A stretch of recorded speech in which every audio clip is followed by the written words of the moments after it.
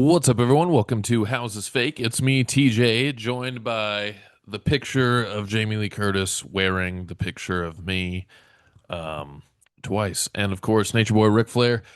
The move is complete, but the studio is not complete yet. So I'm going to be hanging that stuff up here shortly once I get a little more situated in my new space. Just want to give you guys a quick recap of Hell of a Night last night, Dream Slam's event that took place in Anaheim at Noble Ale Works, and I'm not going to break down the whole card, but I will give you a little bit of just kind of a bird's eye view of the whole situation. I did this a video just like this after my very first Dream Slam show.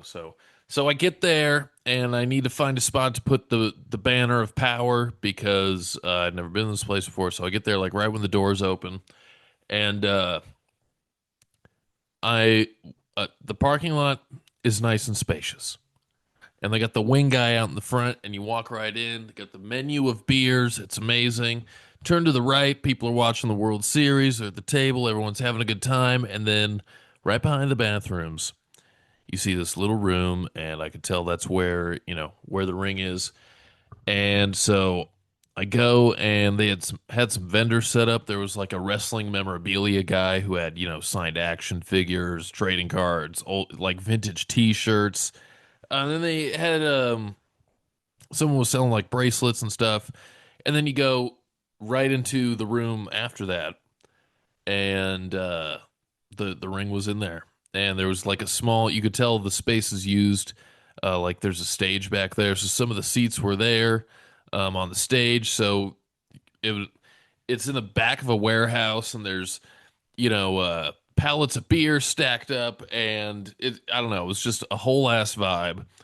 And but so when you walk into that room where the ring and the stage that I'm talking about is, immediately to the left and this like on the wall, there's just a rack of barrels, and I was able to hang the banner up. Couldn't I couldn't get the zip ties or anything to hang on the bottom, so it kind of curled up. But regardless, I was very pleased with how it looked. And then I was able to do commentary on the first match of the evening, which is a match that we hyped up a lot last week on Dream Slam Week. Uh, Oscar Felix and Jake Redondo for the California Dream Championship. Jake Redondo, I think, made a mistake in talking about maybe it's my fault. Maybe it's my fault. Maybe he'll never come back on the show. But I asked him about his knee injury, and Oscar Felix didn't even know about it. So in the match, guess what happened? Oscar Felix is working the leg the whole match. It went a lot quicker than I thought it would, and I think the knee problems probably got the better of friend of the podcast, Jake Redondo. And Oscar Felix comes out with a dominant victory, his first title defense. So now they're tied at one apiece. We heard Jake on his appearance last week. He mentioned how he had already beat Oscar in the tournament to crown the inaugural California Dream Champion, which was Alan Breeze, who lost a last man standing match against Can't Stop Jamal last night. So the Wrestle Buddies officially over, and it was very all over the place. There wasn't any blood, but they were jumping into the crowd. Alan Breeze took a huge dive onto two plastic chairs, and he was biting the leg hands that Can't Stop Jamal.